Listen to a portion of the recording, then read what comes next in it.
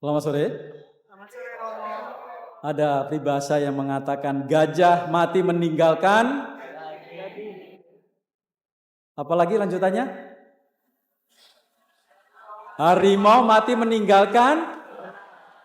Semut mati meninggalkan apa? Sarang. Manusia? Apa? Warisan? Ada yang meninggalkan warisan kan? Saudari-saudara yang saya kasihi, menarik hari ini Yesus omong hal-hal yang duniawi menurut saya, yang sangat aktual bahkan sampai sekarang ya. 2000 tahun yang lalu ini omong soal warisan. Kira-kira ada nggak yang karena ribut warisan itu kemudian baku lagi, saling tidak kenal, lalu kemudian memalingkan muka dengan orang yang sama-sama mestinya merasa punya hak warisan. Adakah tidak? Tidak ada ya kalau di sini ya. Sebenarnya kalau tidak ada sudah selesai. Saya nggak perlu khotbah lagi ini. Saudari-saudara yang saya kasihi, sekali lagi di sini Yesus menegaskan suatu yang lebih dalam. Bukan sekedar soal warisan ya. Tetapi yang lebih dalam dari situ ialah bagaimana kita bersikap dengan bijaksana dengan segala sesuatu yang kita miliki, yang ada pada hidup kita, yang bahkan mungkin kita perjuangkan mati-matian.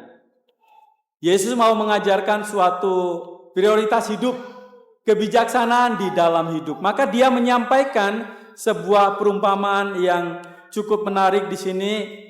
Bagaimana dia mengisahkan siapa tadi? Orang apa? Orang apa? Orang kaya. Siapa namanya? Markus. Nggak ada namanya di sini. Saudari-saudara, menarik di sini saya katakan gini. Jadi ada orang kaya bertimbun-timbun hasilnya, lalu kemudian bahkan dia merombak lumbung-lumbungnya, lalu mendirikan yang lebih besar, dan kemudian dia berkata pada jiwanya, "Jiwaku, engkau memiliki banyak barang, bertimbun-timbun untuk bertahun-tahun lamanya. Beristirahatlah, makanlah, minumlah, ya. Bersenang-senanglah." Tetapi kalimat selanjutnya ini sungguh mengejutkan. "Hai orang bodoh, pada malam ini juga jiwamu akan diambil darimu. Dan bagi siapakah nanti apa yang telah engkau sediakan itu?" Jadi sudah capek-capek ngurus macam-macam, malam itu juga jiwanya diambil. Kira-kira untuk siapa ya? Harta yang tertimbun tadi untuk siapa? Ya yang diwarisin, ya siapa yang diwarisin? Ya kalau sempat buat tulisan, kalau tidak sempat buat tulisan ini repot. Tapi sekali lagi Yesus masuk yang lebih dalam. Di sini ada kalimat yang menegaskan suatu yang sangat penting. Demikianlah jadinya dengan orang yang mengumpulkan harta bagi dirinya, tetapi jika ia tidak bagi dirinya sendiri, jika ia tidak kaya di hadapan Allah. Kaya di hadapan Allah. Ini yang mesti kita perjuangkan terus-menerus. Maka dalam bacaan pertama dari kitab apa tadi? Pengkhotbah. Kesia-siaan belaka, kata pengkhotbah. Sungguhnya kesia-siaan belaka, segala sesuatu adalah sia-sia. Apa yang sia-sia yang dimaksudkan oleh pengkhotbah di sini? Seluruh hidupnya penuh dengan kesedihan, pekerjaannya penuh dengan kesusahan, bahkan pada malam hari hatinya tidak tentram. Itu pun suatu kesia-siaan belaka.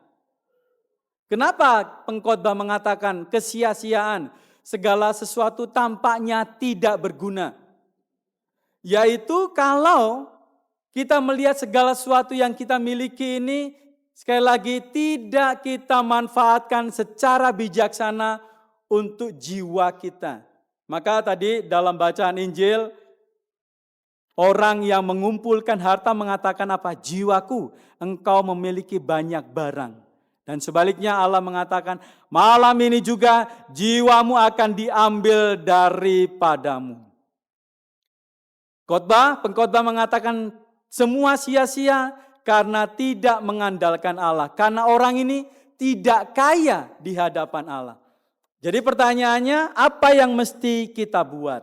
Apa yang mesti kita lakukan? Di dalam bacaan kedua di sana dikatakan demikian.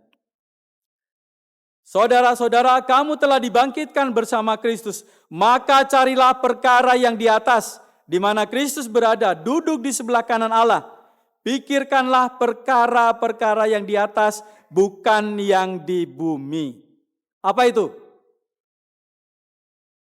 Perkara yang di atas kira-kira apa? Enggak usah perkara yang di atas lah, perkara yang di bumi, yang kira-kira membuat jiwa kita merasa tentram, damai, dan sukacita itu apa?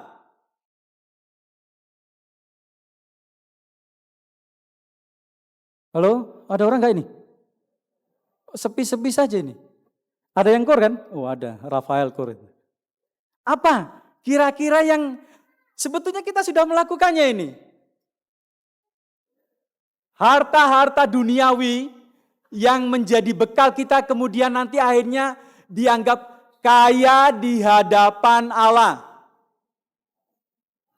Apa? Sukacita, apalagi? Pengampunan termasuk tidak? Termasuk pengampunan. Pengampunan, kejujuran, belas kasih, sukacita dalam Allah, percaya bahwa Allah menyelenggarakan hidupmu sehingga tidak perlu khawatir dan cemas. Itu kaya di hadapan Allah. Lah, oleh karena itu saudari-saudara yang saya kasihi, marilah kita mewariskan hidup yang baik. Bijaksana di dalam keputusan kita. Bijaksana dalam menggunakan apa yang kita miliki. Karena sesungguhnya apa yang kita miliki itu anugerah dari Tuhan. Amin. Betulkah tidak bahwa apa yang kita miliki itu anugerah dari Tuhan? Coba bayangkan, Anda punya ember nih. Ember ditaruh di tempat air jatuh di talang. Air hujan jatuh, ember itu lama-lama penuh atau tidak?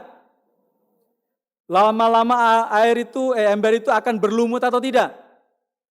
Berlumut. Kira-kira bagaimana supaya ember ini nggak berlumut?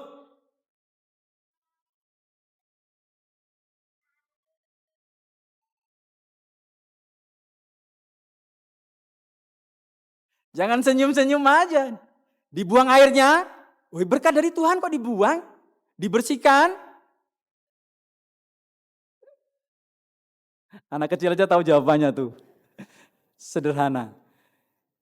Buatlah keran di bawah ember itu, pasanglah paralon, selang, siramkanlah ke bunga-bunga. Supaya rahmat Tuhan itu disalurkan. Berlumut atau tidak embernya? Tidak berlumut, karena airnya mengalir terus, hujan ada terus. Begitulah kebijaksanaan dalam hidup kita, dan begitulah kita dianggap kaya di hadapan Tuhan. Kalau kita mau berbagi, kalau kita bijaksana dalam hidup, kalau kita punya prioritas kaya di hadapan Allah. Saudari-saudara yang saya kasihi, mari sekali lagi pikirkanlah perkara-perkara yang di atas supaya kita kaya di hadapan Allah. Marilah kita berjuang untuk kaya di hadapan Allah. Kaya di hadapan Allah. Apa? Kaya di hadapan Allah. Berkat Tuhan menyertai kita sekalian.